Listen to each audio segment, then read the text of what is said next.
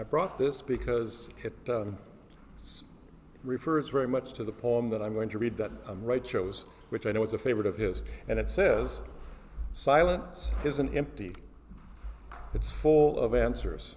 And that is it's a Zen proverb. Silence isn't empty, it's full of answers. And the backstory of this poem, which I know is a favorite of Roy's because I've heard it several times, and you may have too, but that's good, because I think some of the things you're going to hear now, we've all spoken before because they mean a lot to us. Anyway, the backstory is that this comes from a traditional teaching of the Kwakiutl Indians of the Pacific Northwest. And it's from a story that the parents would tell their children in case they wandered away from the village. And Roy says it speaks to how we can find where and who and what we are just from letting ourselves be in nature. So here's the poem by David Wagoner. Stand still. The trees ahead and bushes beside you are not lost. Wherever you are is called here, and you must treat it as a powerful stranger, must ask permission to know it and be known. The forest breathes. Listen. It answers. I have made this place around you.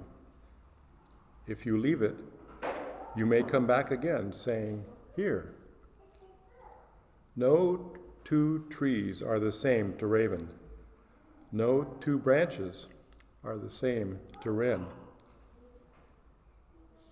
If what a tree or a bush does is lost on you, you are surely lost. Stand still. The forest knows where you are. You must let it find you.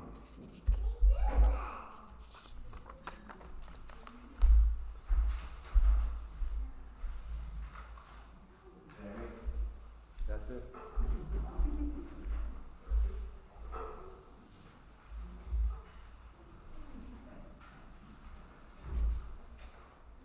Our reader was lounging. Yes.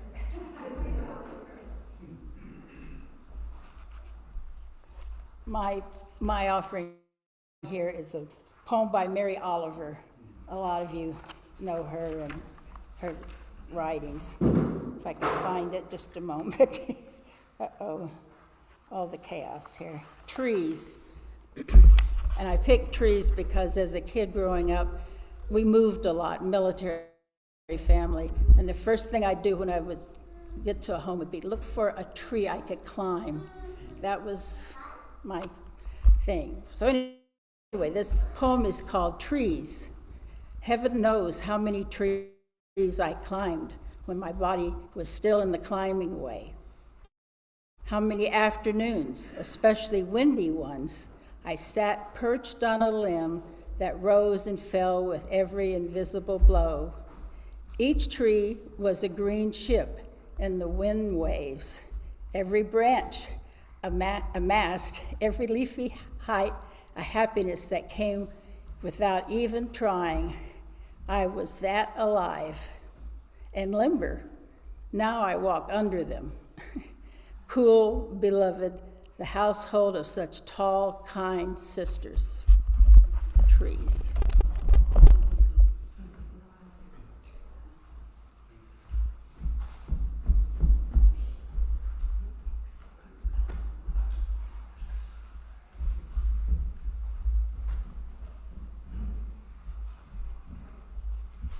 Now, the first poem that I'm going to read today is by both of them are going to be by Wendell Berry. But the first one, and then again the song that we sing at the end of this service, Deep Peace, I've used it a number of times in my life when I'm feeling very down, and they seem to give me comfort. So I have a picture of a wood drake duck. Really, really, really very, very colorful. And this is in the first one called The Peace of the Wild Things by Wendell Berry. when despair for the world grows in me, and I wake in the night at the least sound, in fear of what my life and my children's lives may be, I go and lie down where the wood drake rests in his beauty on the water, and the great heron feeds. I come into the peace of wild things, who do not tax their lives with forethought of grief. I come into the presence of still waters, and I feel about me the day-blind stars waiting with their lights. For a time, I rest in the grace of the world and am free.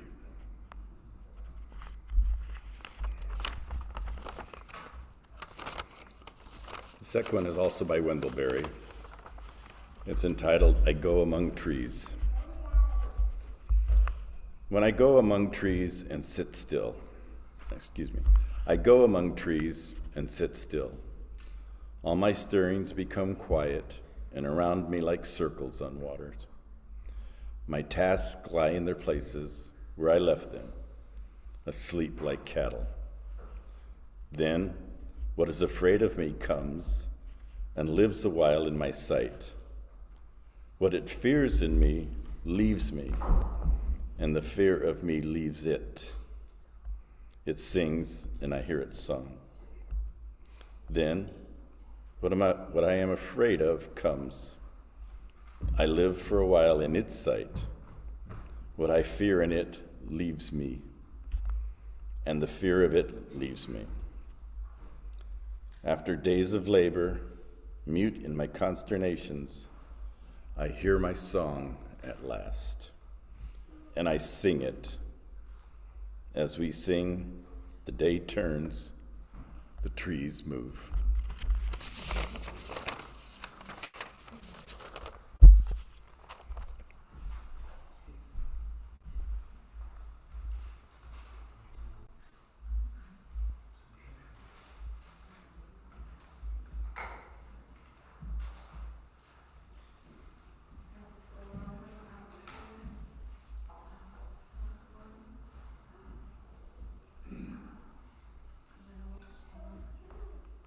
Right here. I just. If you want, I can hold the pictures for you. Oh, that would be wonderful. Yeah. Okay. It says I'm going to talk about the tomb, but I'll talk about that later. I want to start out with trees. I've been lucky enough to go with misfortune with my lovely daughter Valerie. Kept me safe, and we just went up and down the coast here, leaving early one morning, and we first stopped at Avila Beach, and the spas that are there, there's health spas. My mother used to take baths there, the mineral water. I remember she was disabled, so she would go weekly. And I couldn't, and from Avila we went to Santa Maria and then to Solvang. And we just got all these lovely pictures. And this is the first one here. And this one is from the Santa Ynez Valley. And these are little sprinkling stars, they're called. Absolutely, all the way from Avila down. Every wave in the mountains were just swirling around with flowers, with color, and that color, that dark green color there is just perfect. That's just exactly how it is all the way down. And I've never seen it that way. I've been going up and down Highway 101 since 1950, taking my brother to Stanford, driving by myself, and anyway, you've got to go to Los Las Olivas and San Ynez. This is another area here, and this is more famous these days. This is called the Carrizo Plain, and that's in Central Coast area. And we didn't get that far, but we didn't need to because it was like this all the way. And we'd had a small ranch near Buellton too on the way to Solvang when I was young. All of it was just green with mustards and the lupins coming up. It was absolutely breathtaking. So I think that God is taking care of us with our earth, air, fire, and water here. I wanted to talk a little bit about the oak trees because I think they're so symbolic of California. There's 20 native species, 20 hybrids, and the most common is called the Canyon live oak, or the Quercus chrysalis. Best type is the southern type, and they take sun, wind, heat, and drought. So they're just perfect for us because we've lived through all of this within a very short span. And those are called the shooting stars. I think I didn't mention that. Thank you, honey. That's good. Okay. And then the next part was, could you put those back at my chair thing? I was going to talk about the tomb. Well, I didn't have a tomb, but my parents had, their grave is in the cemetery there in Santa Maria. And I don't know if any of you are familiar with quilling, but it's an old-fashioned art form made out of used paper, and it dates back to Egyptian times, as well as Chinese used it, and many women used it to put messages into their handicrafts as they were given to their boyfriends as they wanted to see them. Anyway, so I took one of these out and cut it out, and then left a little message for my parents. I cut it in the side of their headstone, and told them they gave all that they had, and I've been so blessed with everything and being here. Thank you all. That's it.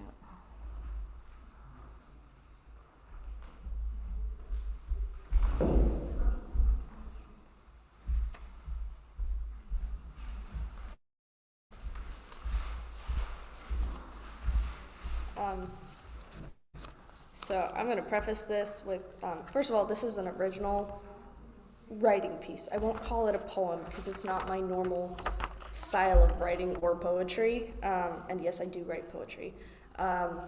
Polly mentioned during our little book meetings that we were having this thing, and she said, maybe you want to read something. And this thing that I've written has weirdly fit for quite a few things. I had a school project, and I was looking through my little poetry journal and found this, and I was like, that fits perfectly. And again, this has seemed to fit rather well for this. And I have a little prop.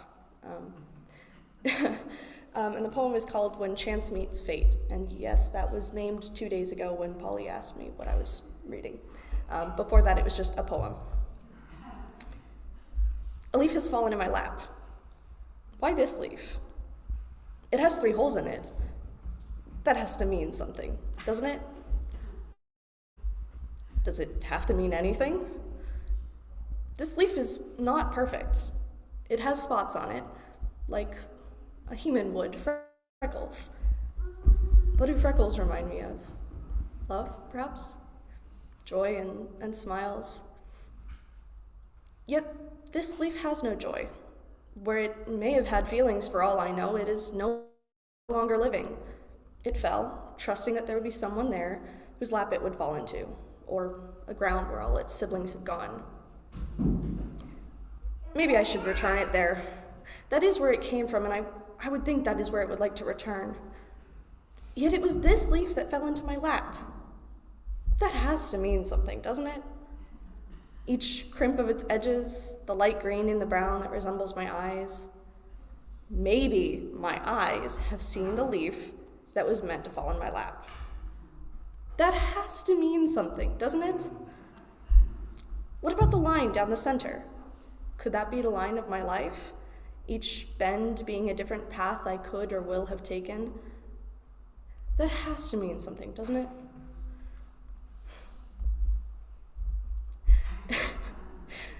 Now the wind has blown the leaf away.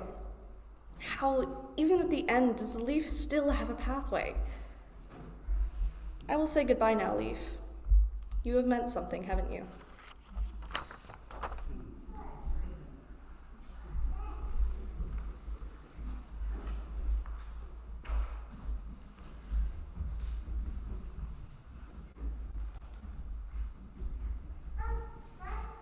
One of the lovely things that this community does is invite people to create. It's a space for creations like what you just heard from Deirdre, or like the Lego hummingbird on the altar that Sabrina made especially for this morning. Like, it just invites expression. That's an amazing thing.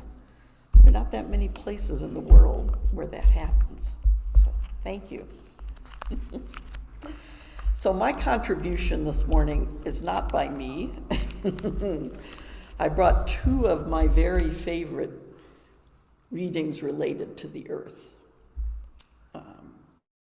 One by Edward Abbey and one by Mary Oliver. Edward Abbey is, I know as the author of The Monkey Wrench Gang. Remember that novel? He was an amazing author and very much an earth activist before it was popular. So he wrote 50 years ago, 1970. How strange and wonderful is our home, our earth, with its swirling vaporous atmosphere, its flowing and frozen liquids, its trembling plants, its creeping, crawling, climbing creatures, the croaking things with wings that hang on rocks and soar through fog, the furry grass, the scaly seas. How utterly rich and wild. Yet some among us have the nerve, the insolence, the brass, the gall to whine about the limitations of our earthbound fate and yearn for some more perfect world beyond the sky. We are none of us good enough for the world we have. We are none of us good enough.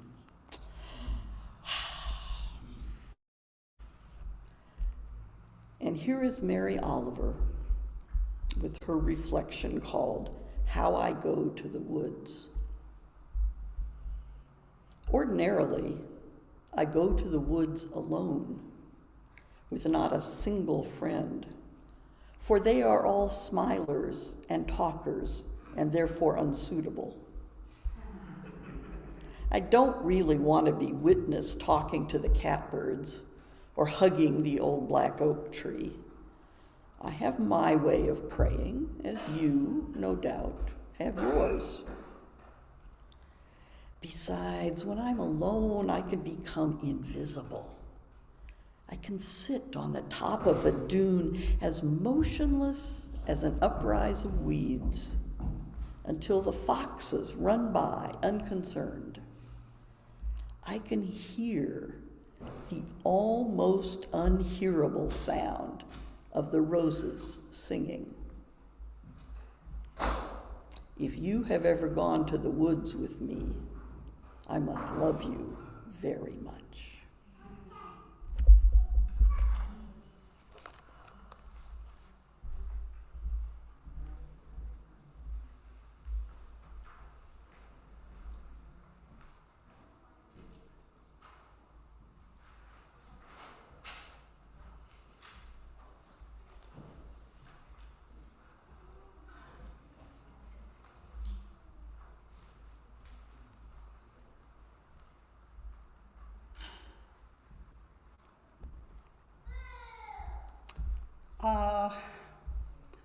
I came to California from Michigan about 25, 26 years ago. And I came to John to see John, and instead I noticed all the eucalyptus trees on, on the street. And I had never seen anything like a eucalyptus tree from Michigan. I'm sure they don't have them. And I, besides falling in love with John, I fell in love with these eucalyptus trees, and every day, almost every day, I would go out and pick out some bark that I thought was interesting and bring it home until John had a problem with all the bark that I was bringing home. So we moved to San Mateo, and I found smaller bark. And it was at Indian Springs Park. You probably know where that is. And it was more interesting too. So I brought some of this bark, and I'll pass it around.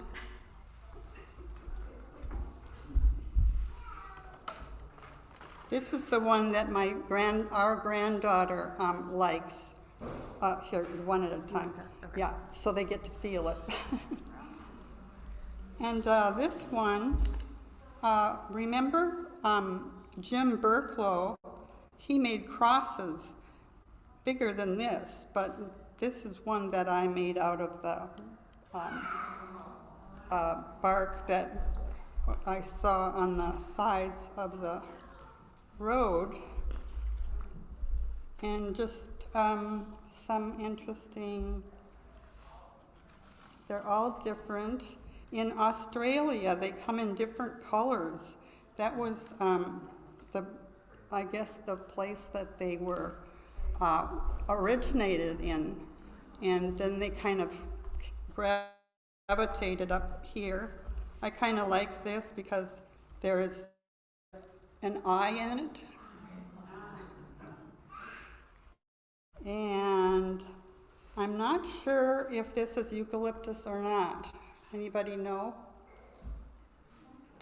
I put it in my artwork anyway, so. And then this.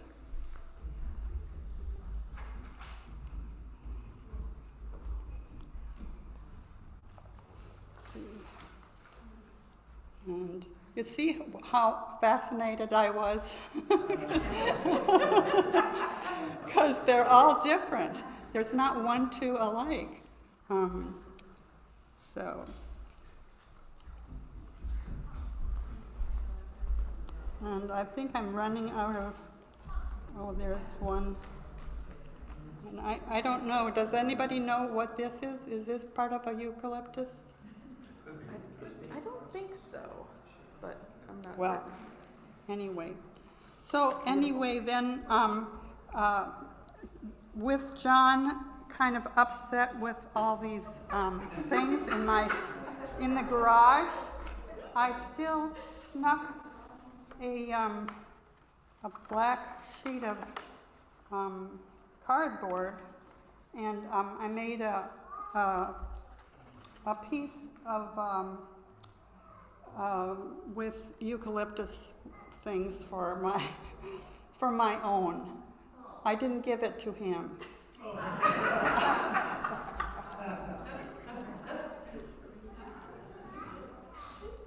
you want me to pass it around? Yeah. So I guess that's it. I just fell in love with eucalyptus trees, and I look up wherever I am to see them. So.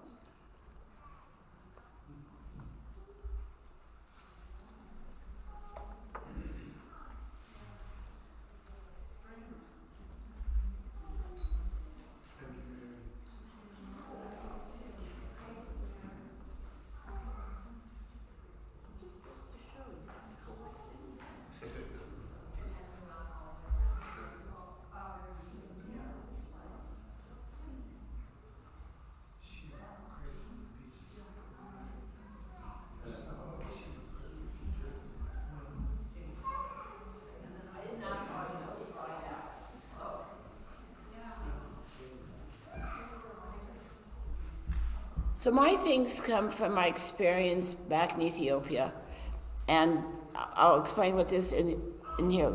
First of all, the people really, and I didn't do a poem, I'm sorry about that. The people did a lot of things just with what they had around, and to me this was really important. When my parents came out and we went on a historical tour through Deborah Bahan, we saw the kids out there playing with a ball. They didn't go and buy a ball. They had blown up out of a heart, and they were using that as their ball to play with. And so it's just really, I like that. And then there was a third thing, I can't think what the other one was. So I'll pull this out, maybe I'll remember what that was. Okay. I'm not sure if I've ever shown this before.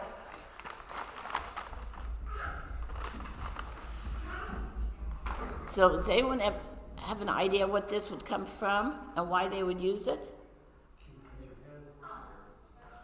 This is from the tail of a horse.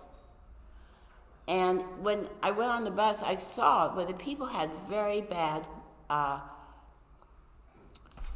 in their eyes, glaucoma. And they would use this to swish away the flies. Oh, I know what the other one was. But the flies were so slow that we could all kill them, but they wouldn't do that. And the other thing was, when you were going on the road, I never experienced it, but I understood this happened. They did not, well, they would kill like chicken and fish, but if you were going on the road and you saw a snake going across the road, all traffic would stop. They would not kill that snake. They had to let the snake get past where they were. So those are my three things. Well,